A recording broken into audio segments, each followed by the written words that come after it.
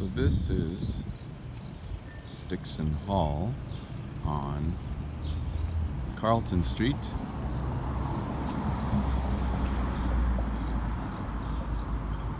Neighborhood services, outreach, a lot of help to folks around here, around Allan Gardens.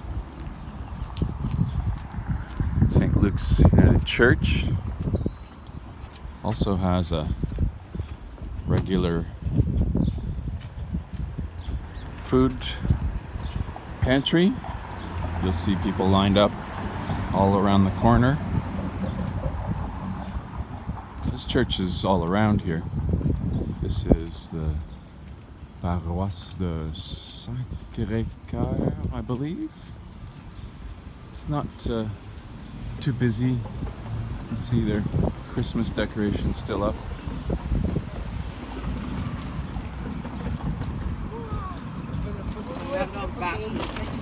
Yeah, thanks.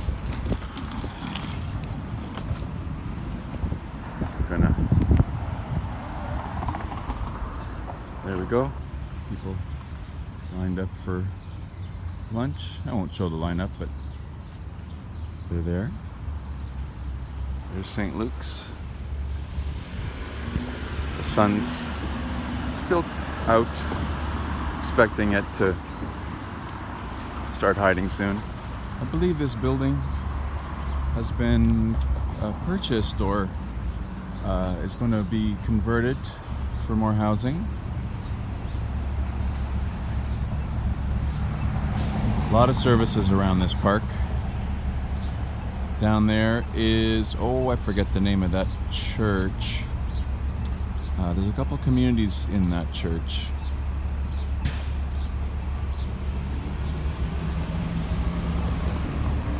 And they have special services in particular languages, I believe, but I won't try and get the languages in case I get them wrong. Into the park.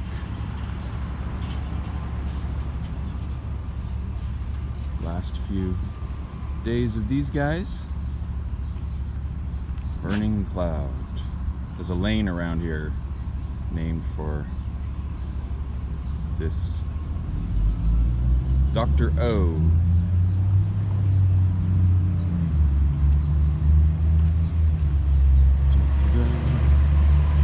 More of the great blossomy bushes that are still happening. We're still in lilac season. There's a circle around a campfire over there. Those guys have been there a while. With the tiny homes. There's a Robbie Burns statue just south of there. I think it said it was built by friends of the poet in 1906. Lots of creatures. Dogs galore, including a big green sculpture over there. There, okay, they built or put up a washroom, but it's just one for quite a few people here, I think, overnight in tents and tiny houses. The conservatory, there's a bit of the garden. The conservatory has a bathroom, but it hasn't been open for probably almost a year. I have lost track. Sometimes folks like to hang out up by there and play music, usually Latin music. Well, this tree's coming in slowly.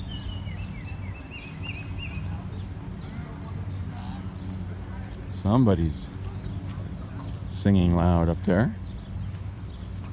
Oh, here's the current flower arrangement. Last week it was pretty yellow, daffodils changing color. And I guess these are promising to do something. Here's this great tree. That goes down Pembroke Street.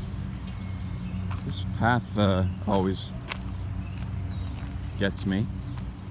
They're so different. the lower path. I guess it's probably where the water collects and runs.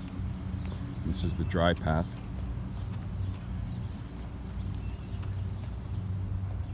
They're going to, I'm not sure if this is an addition to the greenhouse itself. I think they're just going to redo the offices and employee area. And this, I'm thinking this will be another playground again. There's a playground around the corner too, so maybe I'm wrong on that. There was a sign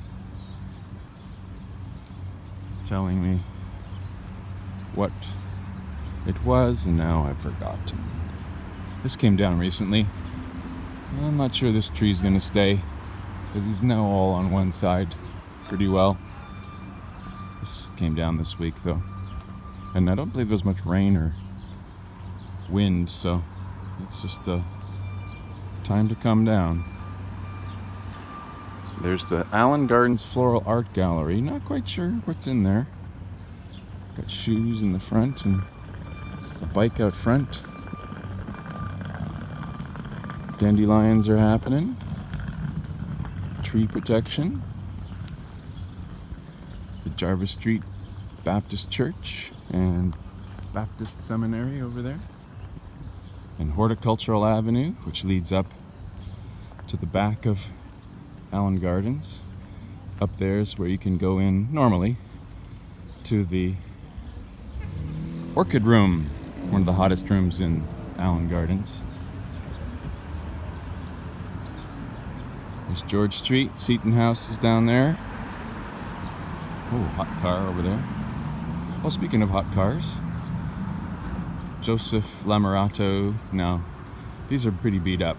He hasn't had time to come back and do some repairs. There's some green, but every single pole, well, maybe not every single one. There are 64 poles, and the series is called 1 to 64. You can see they need a lot of TLC when things get back to normal. Anyway, Joseph Lamerato has called the work 1 to 64. That's the scale of the cars. Ah, some gargoyles guarding the church. Oh, great door and handles. More gargoyles. Great lamps. Ah, okay. Let's cross Jarvis. Waiting for some kind of redevelopment here. I believe they want to save these buildings, or at least the facades. More green. I'll get back in a second to the 1 to 64 art series of mini dinky cars, I guess, matchbox cars.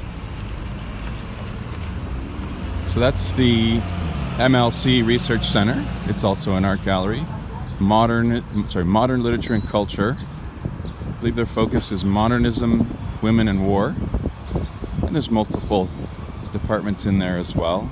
But a gallery on the main level. Well, hopefully that will come back soon. I believe Ryerson is planned for a partial, mixed opening in September. So more in-person classes than last year, but not fully open. And we're back to the block where Gallery Arcturus is. Here's Neil Weisick and the featured architecture.